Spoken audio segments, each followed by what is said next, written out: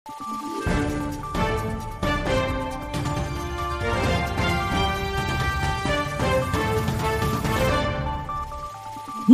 araw, Pilipinas! Ito ang Valiente News hatid sa inyo ng Office of the Vice President. Binisita ng OVP Southern Mindanao Satellite Office ang ilang mga paaralan sa Mlang at Pikit, North Cotabato upang personal na iabot sa mga mag-aaral ang kanilang pagbabago bags. Si Rose Bernales sa report. Kabilang ang Banawa Elementary School sa Dungguan, Mlang, North Cotabato na naapektuhan sa mga nagdaang kalamidad. Malayo na mula sa sentro ng bayan ang nasabing paaralan.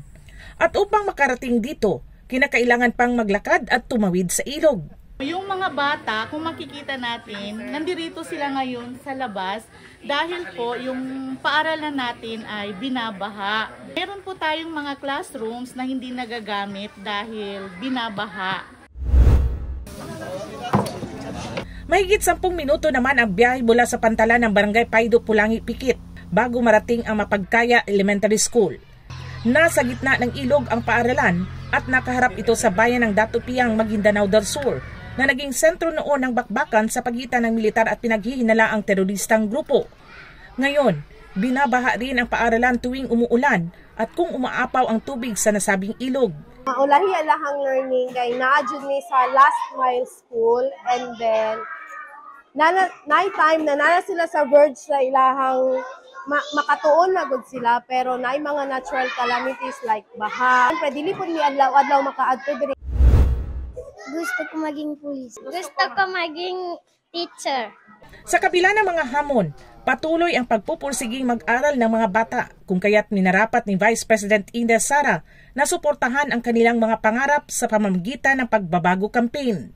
3 paaralan sa Pikit, North Cotabato ang nabahagian ng bags, school supplies at dental kits. Karamihan sa mga mag-aaral dito ay mula sa Bangsa, Maguindanaon. Maliban sa Mapagkaya Elementary School na mahagi rin ng pagbabago bags sa Talitay Elementary School at Inugog Elementary School.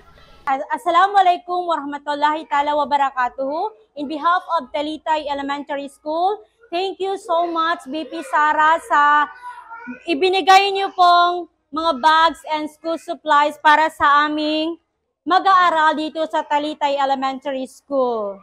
Maraming salamat po. Sukran na bunal. Sukran, Vice President Sara Duterte, from Talitay Elementary School Teaching Force. Ako, si Rose Bernales. Lahat para sa Diyos, bayan at pamilyang Pilipino. Valiente News. Abangan bilang ng mga nakatanggap ng pagbabago bags, ilan kaya? Mga guro, may mensahe para kay Inday Sara Duterte. Ako si Claudette Loreto para sa makabuluhan, naninindigan at matapang na mga ulat at impormasyon. Maraming salamat.